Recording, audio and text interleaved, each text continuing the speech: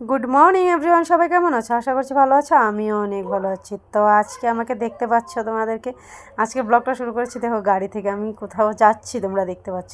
লোকে বলে মেয়েদেরকে নিয়ে কোনো কিছু নিয়ে ভাবতে নেই, কোথাও যেতে নেই, কিন্তু আমার ব্যাপারটা সেরকম না, আমারটা সম্পূর্ণ আলাদা। দেখো, আমি এখন সকাল সকাল বেরিয়ে পড়েছি। কোথায় যাচ্ছি তোমরা থার্মেলটা দেখে বুঝে যাচ্ছ যে আমি কোথাও একটা যাচ্ছি। তো সেটা হলো কি, কোথায় যাচ্ছি বলো তো? তো বলছি, দাঁড়াও, কোথায় এসেছি দেখো। পরিবেশটা প্রথমে তোমাদেরকে দেখিয়ে দিই। দেখো জায়গাটা কেমন লাগছে, ভীষণ ভালো লাগছে। এসে আমার মনটাতে একেবারে ভালো হয়ে গেছে। আমি একা জানি, আর এবার যাওয়ার সময় তোমার দাদাভাইকে সঙ্গে নিয়ে যাইনি, আমি আমার যা মা বাবা সকলে মিলে গিয়েছিলাম। তো জায়গাটায় দেখো, এখনও যাচ্ছি। জায়গাটা এতটা ভিড়, জায়গাটা দেখলে তোমাদের মনে তোমরা হয়তো ভাবছো যে কোথায় গেলাম দিদিভাই। দেখো, আমি বলছি তোমাদেরকে কোথায় গিয়েছি। দাঁড়াও দাঁড়াও একটু, কিন্তু আমার সাথে আয়ুষকে নিয়ে এসেছি, আয়ুষও আসবে বলছে, তো আয়ুষকেও নিয়ে এসেছি। আমি এসেছি আজকে কোথায় বলো তো? অষ্টমী স্নানে। তো নদীর ঘাটের কিনারে দেখো কতটা বড় হয়ে মেলা বসেছে। কাপড় দোকান থেকে লয়ে মানে একটা মেলাতে যা যা যাবতীয় জিনিস বসতে হয় সব কিছুই কিন্তু এখানটায় আছে। দেখে মানে কোনটা কিনবো কোনটা ছাড়বো। দেখো, মেলাতে আসলে কিন্তু সব কিছুই কিনতে ইচ্ছে হয়, যতই তোমার ঘরে থাকুক না কেন, যতটাই জিনিস কিন্তু সব মানে মেয়েদেরকে কিন্তু কোনো কিছু দেখলে সেগুলো ঘরে সাজানো হোক বা কোনো কিছু মেকআপের হোক বা কিছু হোক, অনেকটা জিনিসে মেয়েদের কিনতে ইচ্ছে হয় কোথাও গেলে।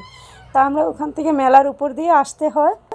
যে মেলার উপর দিয়ে বলছে যে সেটা আবার তোমরা ভাবো না অন্য কিছু, কিন্তু মানে নদীর পাড়টায় যে পাড় আছে, চর আছে, সেই জায়গাটায় মেলা বসেছে। তো ওরা সকলে দেখো, আমি এখন সকলে মিলে আমরা চলে যাচ্ছি নদীর ঘাটের কিনারে।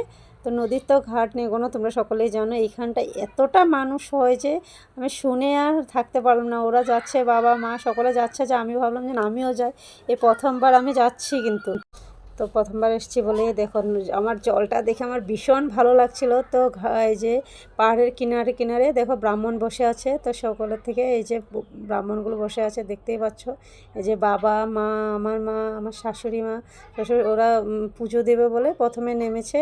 আমি তো নামিনি, কারণ বাচ্চাগুলোকে নিয়ে তো দাঁড়িয়েছিলাম। তো ওরা ওঠার পরে আমি স্নানে নামবো। তো আমরা ওই যে উপরটায় দাঁড়িয়ে আছি, ওরা পূজা করে নিচ্ছে।